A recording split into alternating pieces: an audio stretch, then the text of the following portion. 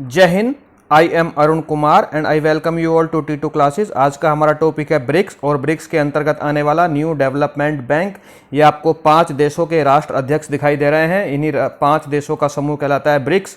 BRICS एक abbreviation है, संक्षिप्त रूप है प्रत्येक देश के पहले अक्षर का। कौन कौन से वो देश हैं? B4 आपको मिलेगा ब्राज़ील, जो कि दक्षिणी अमेरिका महाद्वीप का एक देश है जिसकी कैपिटल ब्राज़ीलिया है। साउथ अफ्रीका, जो कि अफ्रीका महाद्वीप का एक देश है, कैपिटल है केप टाउन।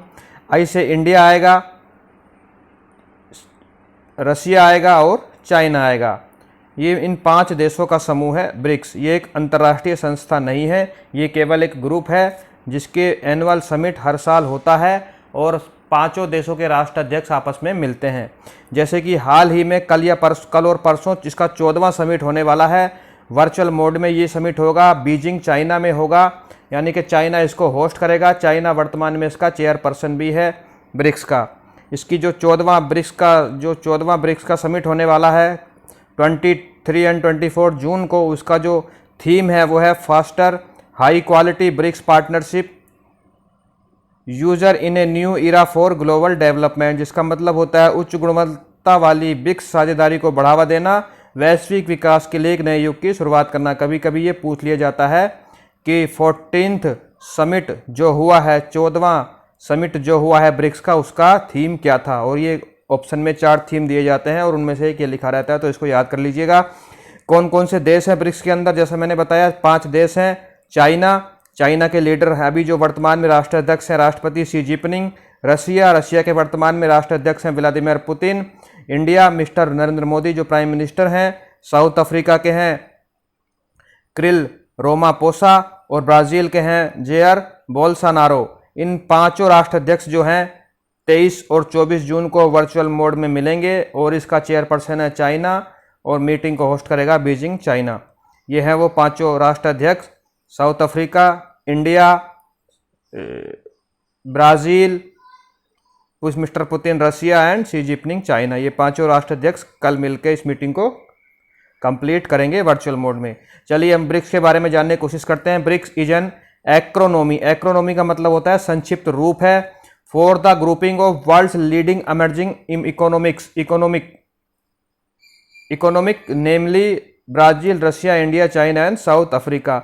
जो वर्तमान में विश्व की 5 हैं फिलहाल। 5 पहले 4 हुआ करती थी, 2010 में इसमें साउथ अफ्रीका भी ऐड हो गया। जो इमर्जिंग इकोनॉमी है, इमर्जिंग का मतलब होता है ना तो वो विकासशील है ना वो विकसित है। विकसित और विकासशील के बीच की जो बढ़ती हुई अर्थव्यवस्था है इमर्जिंग इकोनॉमिक्स है। आने वाले समय में यही विकसित अर्थव्यवस्थाएं हो जाएंगी। उन 5 देशों का ये ग्रुप है। कौन कौन से वो देश हैं? ब्राज़ील, रशिया, इंडिया, चाइना और साउथ अफ्रीका। 2001 में इस एक्रोनॉमी को, इस संक्षिप्त रूप को सबसे पहले प्रस्तावना दी थी किसने? उनका नाम था जिम ओ नील। क्या नाम था? जिम ओ नील, जो कि ब्रिटेन के इकोनॉमिस्ट हैं ब्रिटेन के। और उस समय पे वो गोल्डमैन सैक्स के चेयरपर्सन हुआ करते थे। कौन? जेम ओ नील। गोल्डमैन सैक्स क्या चीज़ है?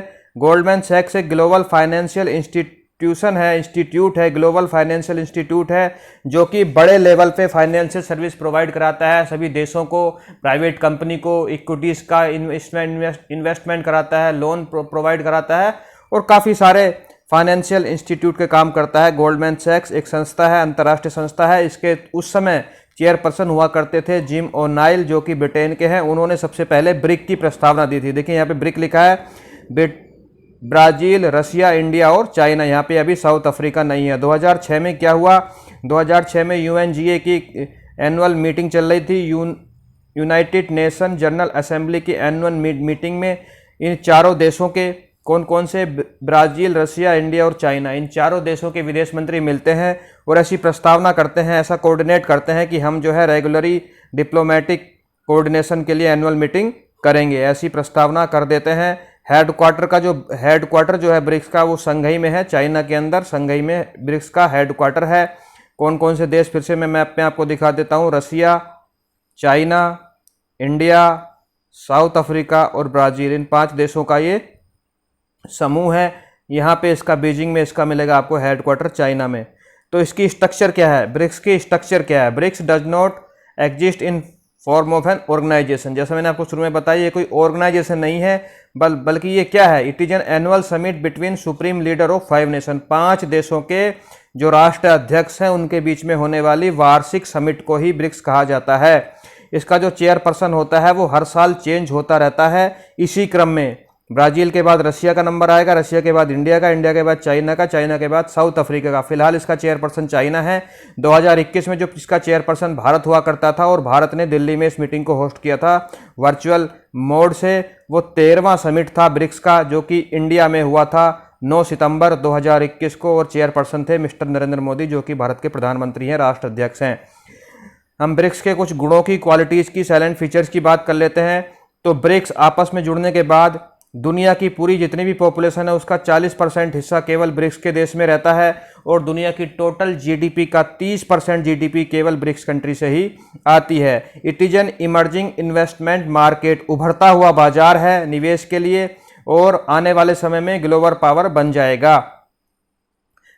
सबसे पहला जो ब्रिक्स समिट हुआ था, देखिए यहाँ पे ब्रिक है, अभी इसमें एस नहीं है। सबसे पहला ब्रिक्स समिट जो हुआ था वो रशिया में हुआ था 2009 में। इंपॉर्टेंट है, याद रखिएगा।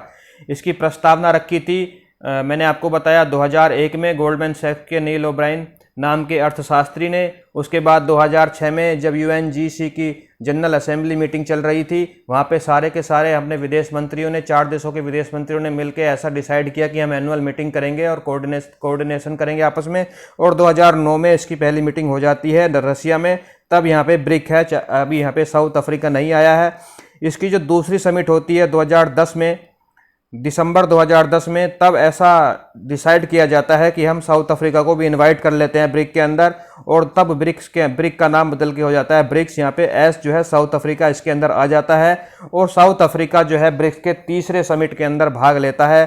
तीसरा समिट हुआ था सनाया, चाइना में 2011 में।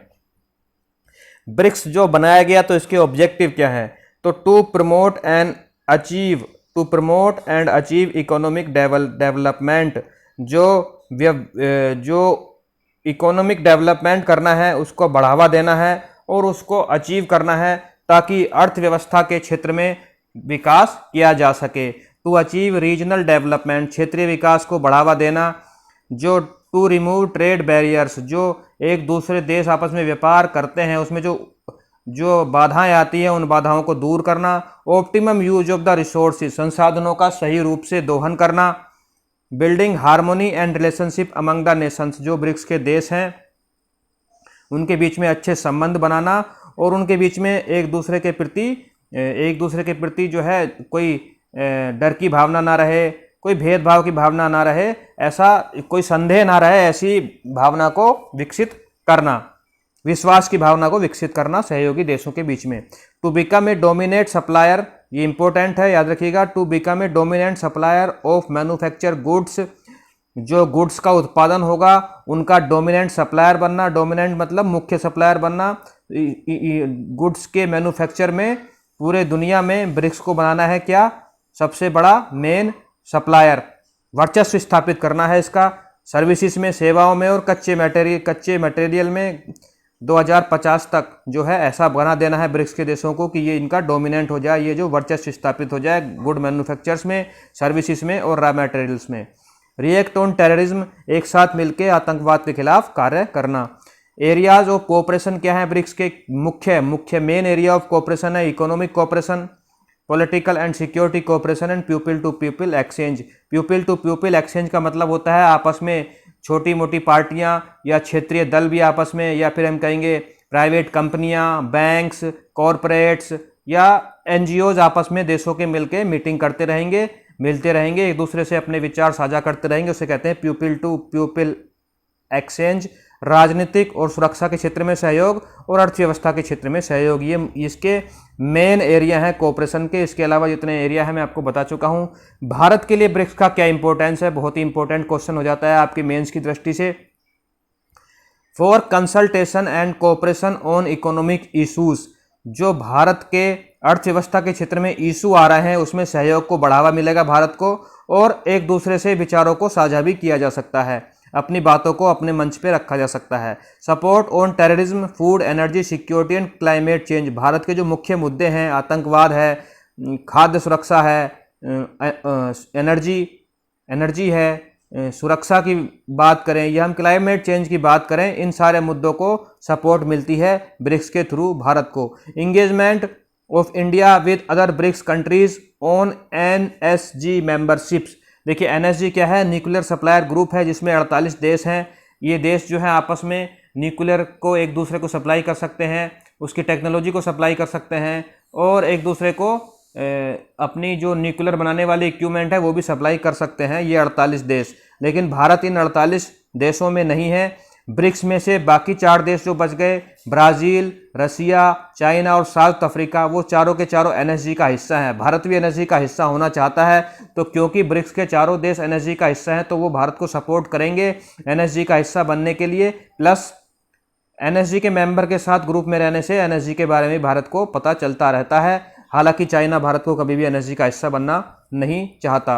Resource of for infrastructure and sustainable development project, जो ब्रिक्स की बैंक है जिसके बारे में हम अभी पढ़ेंगे, न्यू डेवलपमेंट बैंक या ब्रिक्स बैंक जिसको बोलते हैं, उससे काफ़ी मात्रा में फंडिंग मिल जाती है नए नए प्रोजेक्ट को, इंफ्रास्ट्रक्चर को डेवलप करने के लिए और सस्टेनेबल डेवलपमेंट प्रोजेक्ट्स के लिए फंडिंग भी हमें एनडीबी से मिलती रहती है। अब हम एनडीबी जो मैंने आपको बताया न्यू डेवलपमेंट बैंक की बात कर लेते हैं, जिसका पहले इसका नाम था ब्रिक्स डेवलपमेंट बैंक, वर्तमान में इसका नाम न्यू डेवलपमेंट बैंक है। इसका हेडक्वार्टर भी शंघाई चाइना में है। इसके जो मेंबर देश हैं न्यू डेवलपमेंट बैंक के, वो 5 तो ब्रिक्स के देश ही हो गए हैं, प्लस इसके अलावा 4 देश और हैं, बांग्लादेश, इजिप्ट, यूएई और उरुग्वे। चलिए इनको मैप में देख लेते हैं कौन कौन से देश हैं। यहाँ पे देखिए ब्राज़ील तो इसका मेंबर है ही। यहाँ पे आपको एक और देश मिलेगा उरुग्वे, उरुग्वे भी एनडीबी का यानी न्यू डेवलपमेंट बैंक का सदस्य है। रसिया है, चाइना है, इंडिया है और इंडिया के पास वाला देश बांग्लादेश जिसकी कैपिटल ढाका है वो भी एनडीबी का सदस्य है। यहाँ पे आपको मिलेगा यूएई, ये यहाँ पे मिलेगा आपको यूएई, यूएई भी एनडीबी का न्यू डेवलपमेंट बैंक का सदस्य है।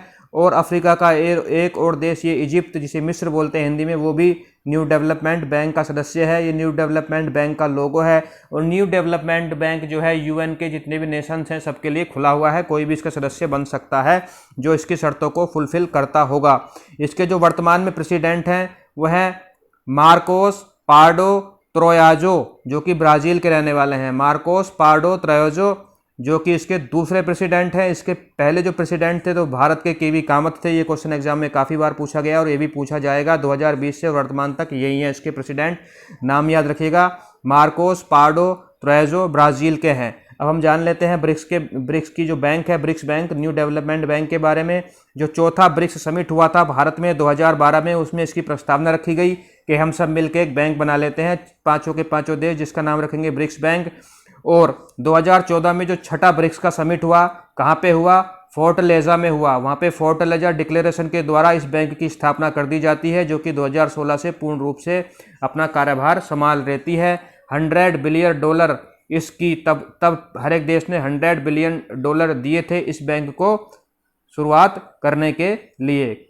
किस डिक्लेरेशन के थ्रू ये बैंक बनी? फोर्टलेजा डिक्लेरेशन 2014 ब्राज़ील में जो ब्रिक्स का समिट हुआ था, याद रखिएगा, इंपॉर्टेंट है। इसको जो वर्ल्ड बैंक है और आईएमएफ है, इंटरनेशनल मॉनेटरी फंड जो है, और जो वर्ल्ड बैंक है उसके अल्टरनेटिव के रूप में देखा जा रहा है, क्योंकि जो वर्ल्ड बैंक और आईएमएफ है दोनों पे ही जो है यूएसए की जो है सुपरमेसी रहती है, यूएसए का वर्चस्व रहता है। It was form to support infrastructure and sustainable development. Infrastructure को बढ़ावा देने के लिए और सतत विकास को बढ़ावा देने के लिए इसका जन्म किया गया था, इसको बनाया गया था। किसका सस्टेनेबल डेवलपमेंट और इंफ्रास्ट्रक्चर डेवलपमेंट करना है? ब्रिक्स नेशन का। और ब्रिक्स नेशन के अलावा भी अगर कोई और अंडर सर्व्ड इमर्जिंग इकोनॉमी है तो उसको भी, दूसरे देश को भी इसमें हिस्सा बनाया जा सकता है, जैसा कि बाद में बांग्लादेश, इजिप्ट, यूएई और उरुग्वे को बना लिया गया है। ये सब चीज़ें मैं आपको बता चुका हूँ। ये इसका लोगो है, कंट्री मैंने आपको बताई दिए। एनडीबी न्यू डेवलपमेंट बनाने के ऑब्जेक्टिव क्या थे? ये भी इम्पोर्टेंट, काफ़ी इंपॉर्टेंट बात है ये भी। Fostering development of member countries, जो इसके देश हैं, सहयोगी देश हैं, उनके विकास को बढ़ावा देना। फोस्टरिंग का मतलब होता है बढ़ावा देना। सपोर्टिंग इकोनॉमिक ग्रोथ, अर्थव्यवस्था को बढ़ावा देना, सपोर्ट करना, अर्थव्यवस्था, आर्थिक विकास को बढ़ावा देने के लिए सहयोग करना।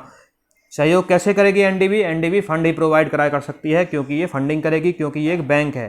Promoting competitiveness and facilitating job creation, एक दूसरे देशों के बीच में कम्पिटिटिवनेस की भावना का बढ़ावा देना। कम्पिटिटिवनेस किस चीज़ के क्षेत्र में? विकास के क्षेत्र में, कि कौन कितनी जल्दी डेवलप कर रहा है, और जॉब क्रिएशन करना।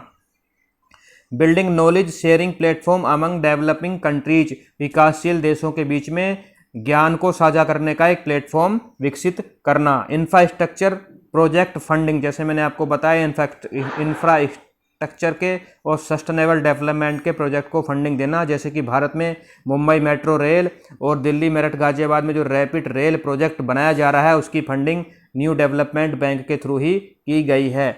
अब ब्रिक्स में एक चीज़ और आती है CRA, कंटीजेंट रिजर्व अरेंजमेंट। ये क्या चीज़ है? जैसे रिजर्व बैंक ऑफ इंडिया का CRR होता है, ऐसे ही NDB न्यू डेवलपमेंट बैंक का CRA होता है, कंटीजेंट रिजर्व अरेंजमेंट। जो इकोनॉमिक्स के स्टूडेंट हैं वो अच्छे समझ पाएंगे CRR को। तो ये 2015 में बनाया गया था ब्रिक्स नेशन के द्वारा। 2015 में ब्रिक्स नेशन के द्वारा बनाया गया था और 7th ब्रिक्स समिट चला था 2015 में, ठीक है। Provide protection against global liquidity pressure. Liquidity क्या होता है? पैसे का सबसे तरलतम रूप, यानी कि पैसे का डायरेक्ट हाथ में रहना। आपके पास ज़मीन है, जायदाद है, मकान है, वो लिक्विड नहीं है, उसको बेचना पड़ेगा, फिर आपके पास पैसा आएगा। लेकिन आपके पास जो जेब में पैसा रखा है या बैंक में रखा है वो लिक्विड फॉर्म में मनी है। तो कभी कभी लिक्विडिटी का क्राइसिस दुनिया में आ जाता है, उस क्राइसिस से निपटने के लिए CRA कंटीजेंट रिजर्व अरेंजमेंट बनाया गया। इसको IMF, जैसे मैंने पहले बताया, इंटरनेशनल मॉनेटरी फंड के कंपटीटर के रूप में देखा जाता है ब्रिक्स CRA को। इंपॉर्टेंट है, याद रखिएगा ब्रिक्स CRA। इसका मेन काम जो था वो प्रिकॉशनरी इंस्ट्रूमेंट है ये, इन रिस्पॉन्स टू एक्चुअल और potential short term balance of payment pressure. अगर कहीं पे कुछ ऐसी सिचुएशन आ जाती है कि पेमेंट के लिए पैसे की जरूरत पड़ती है और पैसे की व्यवस्था नहीं हो पाती है, तो उस क्षेत्र में ये, उस समय में ये CRA का से पैसे की व्यवस्था करी जाएगी। कंटीजेंट रिजर्व अरेंजमेंट, इसके अंदर $100 बिलियन की मनी हमेशा उपस्थित रहती है CRA के अंदर। आई होप आपको ये मेरी वीडियो ब्रिक्स के ऊपर जो है वो पसंद आई होगी। ब्रिक्स का फिर से मैं आपको बता देता हूँ, ब्रिक्स का 14वां समिट 23-24 जून 2022 को होना है, चाइना के अंदर होना है। बीजिंग इसको जो है चेयर करेगा, क्योंकि फ़िलहाल वो इसका चेयर पर्सन है। अगर आप मेरे चैनल पे नए हैं तो प्लीज़ सब्सक्राइब कीजिए, लाइक कीजिए और शेयर कीजिए। मिलते हैं ऐसी ही किसी नई वीडियो में, तब तक अपना खूब ख्याल रखें। जय हिंद, जय भारत।